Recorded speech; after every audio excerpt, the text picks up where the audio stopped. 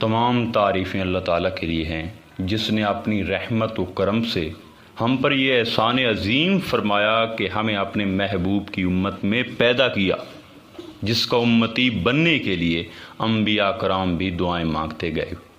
اور تمام تعریفیں اس مالک حقیقی کی ہیں جس نے انسان کو اپنی نیابت عطا فرمائی، یعنی اس کو خلافت الہی کا تاج پہنایا اور اس کمرہ امتحان میں اس کو بھیجا تاکہ یہ میری پہچان اور معرفت حاصل کرے۔ اور کروڑوں اربوں درود ہوں نبی کریم صلی اللہ علیہ وآلہ وسلم کی ذات پہ، آپ کی آل و اہل بیت پہ اور آپ کے اصحاب پہ۔ سامعین کرام، ارشاد باری تعالیٰ ہے والذین جاہدوا فینا لنہدینہم سبلنا، اور جو لوگ ہمارے حق میں جہاد اور مجاہدہ کرتے ہیں تو ہم یقیناً انہیں اپنی طرف سیر اور وصول کی راہیں دکھا دیتے ہیں۔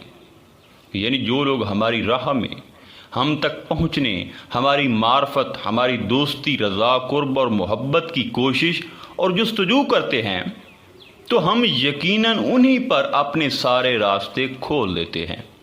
سامعین کرام، اب انہی سیدھے راستے یعنی ولایت کے راستے میں شیطان بھی بھٹکانے کے لیے بیٹھا ہوتا ہے۔ لَأَقْعُدَنَّ لَهُمْ صِرَاطَكَ الْمُسْتَقِيمَ، میں بھی ان افراد بنی آدم کو گمراہ کرنے کے لیے تیری سیدھی راہ پر ضرور بیٹھوں گا تاکہ انہیں راہ حق سے ہٹا دوں۔ گویا غلط راہوں پر تو شیطان بیٹھتا ہی نہیں ہے، کیونکہ غلط راہوں پر چلنے والے تو پہلے ہی اس کی جو پارٹی ہے اس کے ممبر ہیں، لہٰذا اسے ان کی کوئی فکر ہی نہیں۔ اس کی فکر تو ان لوگوں کے بارے میں ہے جو سیدھی راہ پہ چل رہے ہیں۔ قابل غور نقطہ یہ ہے کہ اللہ رب العزت نے فرمایا والذین جاہدوا فینا، جو لوگ ہماری راہ میں مجاہدہ کرتے ہیں۔ لفظ مجاہدہ کو یاد رکھیے گا۔ اب جس نے مجاہدہ اختیار کر لیا تو اس کے لیے فرمایا لَنَهْدِيَنَّهُمْ سُبُلَنَا، ہم ان پر وہ سارے راستے کھول دیں گے جو ہماری منزل تک آ رہے ہیں، کہ جس راہ سے چاہو ہم تک پہنچ جاؤ۔ اتنی بڑی نعمت، احسان اور انعام اللہ تعالیٰ نے صرف مجاہدہ کے ساتھ متعلق کیا ہے کہ اگر مجاہدہ نفس کا حق ادا کیا جائے اور اس کے تقاضوں کو پورا کیا جائے تو پھر اللہ رب العزت تک رسائی، قربت، ولایت اور معرفت کے ایک نہیں بلکہ کئی راستے انعام و احسان کے طور پر کھول دیے جاتے ہیں۔ حضور سیدنا غوث الاعظم نے حضرت شیخ ابو علی کا ایک اور روایت کیا ہے کہ وہ فرماتے ہیں جس شخص نے اپنے ظاہر کو مجاہدہ کے ذریعے آراستہ کیا تو اللہ تعالیٰ اس کے صلہ میں اس کے باطن کو مشاہدہ کے ساتھ آراستہ فرمائے گا۔ الغرض، جس شخص نے اپنے ظاہر کو حضور علیہ الصلوۃ والسلام کی سنت اور اتباع میں مجاہدہ کے ذریعے حسین اور آراستہ کیا تو اللہ تعالیٰ اس کے جزا میں اس بندے کے باطن کو مشاہدہ سے آراستہ فرما دے گا۔ یعنی بندے کا کام مجاہدہ ہے، جبکہ مشاہدہ اس مجاہدے کے صلے کے طور پر عطا الہی ہے، یعنی یہ انعام ہے۔ ہماری غلطی کیا ہے کہ ہم بغیر مجاہدہ کے مشاہدہ کے طالب ہوتے ہیں، بغیر محنت و ریاضت، عبادت اور مجاہدہ کے ہر کوئی ایسی دعا اور وظیفہ کی تلاش میں ہے کہ حضور علیہ السلام کی ہمیں زیارت ہو جائے، ہمیں ولایت مل جائے، ولایت کا راستہ ہمیں معلوم ہو جائے، اس کی ابتدا اور انتہا ہمیں معلوم ہو جائے۔ کوئی چاہتا ہے کہ کوئی طریقہ بتا دیں کہ اللہ کا قرب نصیب ہو جائے، کوئی چاہتا ہے کہ کوئی ایسی تدبیر بتا دیں جس سے آقا علیہ السلام کی خوشنودی اور اللہ کی رضا نصیب ہو جائے۔ ہمیں اتنی سی بات کی بھی سمجھ نہیں کہ یہ ساری چیزیں مشاہدہ سے تعلق رکھتی ہیں۔ جب تک آدمی اپنے ظاہر کو مجاہدہ میں ہی نہ ڈالے، ظاہر پر مجاہدہ وارد نہ کرے اور مجاہدہ کی جو شرطیں ہیں وہ بھی پورا نہ کرے، باطن بھی اس کا اندر سے خالی ہو، تو اس وقت تک اس کے باطن کو اللہ تعالیٰ مشاہدہ سے آراستہ نہیں فرماتا، کیونکہ یہ اللہ تعالیٰ کا ایک قانون ہے۔ ہمارا رویہ یہ ہے کہ ہم وظیفوں کے ذریعے اس قانون کو توڑنا چاہتے ہیں کہ کوئی ایسا وظیفہ بتا دیں جس سے اللہ کا قانون ٹوٹ جائے۔ افسوس کہ ہمارے نفس کی خواہشی اور غفلتوں کو برقرار رکھنے کے طریقے ہیں، لہذا مشاہدہ کو بطور انعام حاصل کرنے کے لیے مجاہدہ کی وادی سے گزرنا ہوتا ہے۔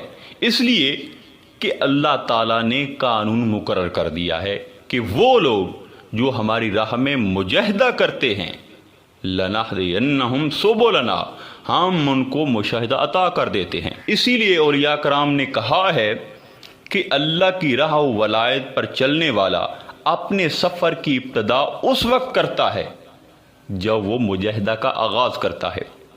ہم سب لوگ ابھی ابتدا میں بھی نہیں، ہمیں کیا خبر کہ انتہا کیا ہے اور کہاں ہے۔ جب تک ہم مجاہدہ کی بھٹی میں کودیں گے نہیں، اس وقت تک ہم مبتدی یعنی ابتدا کرنے والے بھی نہیں ہیں۔ اور اولیاء کرام فرماتے ہیں کہ جو لوگ ابتدا میں مجاہدہ نہیں کرتے تو ان کو طریقت و ولایت اور اس کی برکات کی ہوا تک بھی نہیں لگتی، یعنی سفر کی ابتدا میں خوب تیاری نہ کرنے کی وجہ سے انہیں راستوں کی معرفت تک بھی نصیب نہیں ہوتی۔ حضرت ابو عثمان المغربی نے فرمایا کہ اگر مجاہدہ کے بغیر کوئی شخص یہ خیال کرے کہ اس پر راستہ کھول دیا جائے گا، یا طریقت کا کوئی راز کھول دیا جائے گا، یا معرفت کا کوئی پردہ اس پر سے اٹھا دیا جائے گا، یا عالم حقائق کا کوئی راز اسے دکھا دیا جائے گا، تو وہ غلطی پر ہے۔ سامعین اکرام، ہم میں سے ہر شخص اس غلط فہمی میں مبتلا رہتا ہے کہ ہم تسبیح کرتے رہتے ہیں، نوافل پڑھتے رہتے ہیں، تہجد پڑھتے رہتے ہیں، ذکر و اذکار کرتے رہتے ہیں، اور حلقات میں بیٹھتے ہیں، سارا کچھ کرتے ہیں، مگر ہم اپنے نفس میں جھانک کر اس کا ملاحظہ نہیں کرتے کہ نفس کا کیا حال ہے۔ ہم نے سمجھ لیا ہے کہ نوافل زیادہ پڑھنا، تسبیح کرنا، ذکر و اذکار کرنا، بس یہی تصوف، روحانیت اور ولایت ہے، اور یہی ولایت کی راہ ہے۔ دیکھیے، یہ ایک مغالطہ ہے۔ حضرت بایزید بسطامی اسی بات کی نشاندہی کر رہے ہیں کہ میں نے 12 سال عبادت کی مگر نفس کے بارے میں غافل رہا۔ نتیجہ یہ نکلا کہ ثواب تو ملتا رہا مگر روحانی ترقی میں نہ کر سکا۔ ہم میں سے بہت سے لوگ اس حال میں مبتلا ہیں کہ ساری زندگی عبادت میں بسر کر کے روحانی اعتبار سے وہی کھڑے رہتے ہیں، ایک قدم بھی آگے نہیں بڑھتے۔ ہم سمجھتے ہیں کہ اتنی عبادت کی، اتنی تسبیحات کی، اتنے ذکر اذکار کیے، اتنے میلاد پاک کیے، اتنے صدقات و خیرات کیے، اتنے نیک کام کیے، اب شاید میری روحانی ترقی ہو گئی ہوگی۔ لیکن ایسا نہیں ہوتا۔ سب چیزوں کا اجر و ثواب ہے، اس لیے کہ اللہ پاک کسی شے کا ثواب ضائع نہیں کرتا، مگر اس کا روحانی درجہ وہی رہا۔ اللہ کی معرفت، طریقت، روحانیت، ولایت، تصوف اور حقیقت کی راہوں میں وہ جو پہلے دن تھا اسی طرح رہا۔ پس مجاہدہ اور نفس میں غور کرنے سے روحانی ترقی اور ولایت کا سفر شروع ہوتا ہے۔ ہمیں معلوم ہونا چاہیے کہ نفس کس حال میں ہے، ہمارے نفس کی خرابیاں کیا ہیں، ان کا ظہور ہماری زندگی میں کس طرح ہوتا ہے۔ انسان کو چاہیے کہ وہ ریاضت و مجاہدہ سے معلوم کرے کہ نفس کا کیا کیا مکر و فریب ہے۔ نفس کی خرابی میں جھوٹ، غیبت، چغلی، مال کا ہرس، زیادہ کمانے کا لالچ، عدم قناعت، عجلت پسندی، بے صبری، بغض، کینہ، حسد، تکبر، رعونت اور عدم برداشت شامل ہیں۔ جب انسان ان چیزوں کو محسوس کرتا ہے کہ یہ برائیاں میرے اندر ہیں، تو انہی احساسات کے ذریعے اسے معرفت تک پہنچنا چاہیے کہ یہ میرے نفس کی کیفیات اور اثرات ہیں۔ جب نفس کی کیفیات اور امراض سے باخبر ہو جائے وہ، تو اس کے علاج کی طرف وہ متوجہ ہو جائے۔ یہ وہ راستہ ہے جہاں سے طریقت اور ولایت کے جو دروازے ہیں وہ کھل جاتے ہیں۔ حضرت بایزید بسطامی فرماتے ہیں کہ 12 سال کی عبادتوں کے بعد میں نفس کی خرابیوں کو ایک مراقبہ کے ذریعے جاننے میں 6 سال تک مصروف رہا اور نفس کے امراض کو اچھی طرح پہچانا۔ ان امراض اور احوال کو پہچاننے کے بعد میں نے مزید 12 سال مجاہدہ کیا، اس طرح باطن کو صاف کرنے، قلب و خطرات سے پاک کرنے اور نفس کے امراض دور کرنے کے لیے 30 سال عبادت، مراقبہ اور مجاہدہ میں صرف کیے۔ تب جا کر میں نے دیکھا کہ نفس کی کچھ برائیاں اب بھی قائم ہیں۔ پھر مزید 5 سال مجاہدات و ریاضات میں لگائے اور بالآخر 35 برس کے بعد میرے نفس کا بھی کامل علاج ہو گیا، میرے قلب کا بھی کامل علاج ہو گیا، میرے باطن اور میرے سر کو بھی کامل شفا نصیب ہو گئی۔ اس 35 سال کی مشقت کے بعد مجھ پر یہ کشف ہوا کہ اب الحمدللہ مخلوق میرے باطن میں مردہ ہو گئی ہے، یعنی دنیاوی مال و دولت، پیسوں کی ریل پیل، عزت جاہ و منصب، تعظیم و تکریم، شان و شوکت، یہ تمام میرے اوپر اثر انداز نہیں ہو سکتی۔ اب ان کا کوئی اثر میری زندگی اور میرے باطن پر نہیں ہے۔ اس پر میں نے اللہ کا شکریہ ادا کیا۔ علماء کرام، اولیاء کرام فرماتے ہیں کہ یہ جو مجاہدہ ہے اس کی بنیاد اللہ تعالیٰ نے 3 چیزوں پر رکھی ہے۔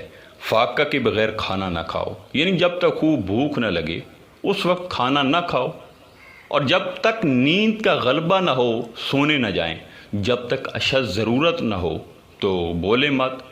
یہ 3 چیزیں اپنے اوپر لازم کر لیں، مجاہدہ کو کامیاب بنانے کے لیے یہ اہم کردار ادا کرتی ہیں۔ اگر اشد ضرورت کے بغیر نہ بولنے کی پابندی کر لی جائے تو یقین جانے کہ ساری غیبتوں کے سر یہی قلم ہو جائیں۔ چغلی، غیبت، شر، فتنہ و فساد، یہ سب بلا ضرورت اور حد سے زیادہ بولنے ہی کی وجہ سے ہوتا ہے۔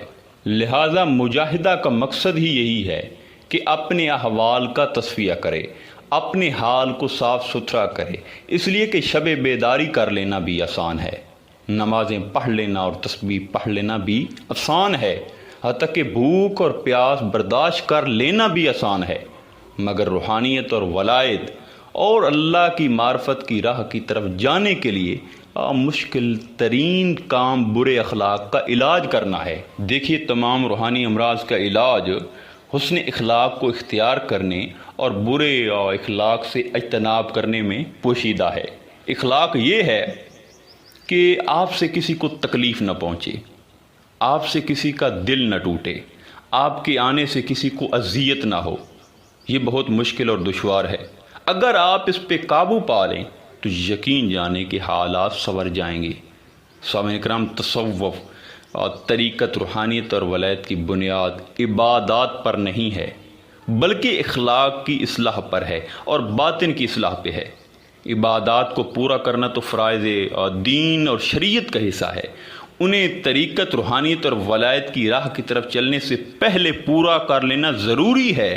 اگر اللہ کی معرفت اور ولایت کی طرف چلنا ہو تو اصل بات یہ ہے کہ اخلاق درست رکھے۔ آخر میں دعا گو ہوں کہ وہ تمام راستے جن کا ذکر کیا ہے آج کے اس موضوع میں، اللہ تعالیٰ ان پر ہمارا چلنا اور استقامت کے ساتھ چلتے رہنا آسان فرما دے۔ انشاءاللہ تعالیٰ ملتے ہیں ایک نئے موضوع میں، تب تک اللہ نگہبان۔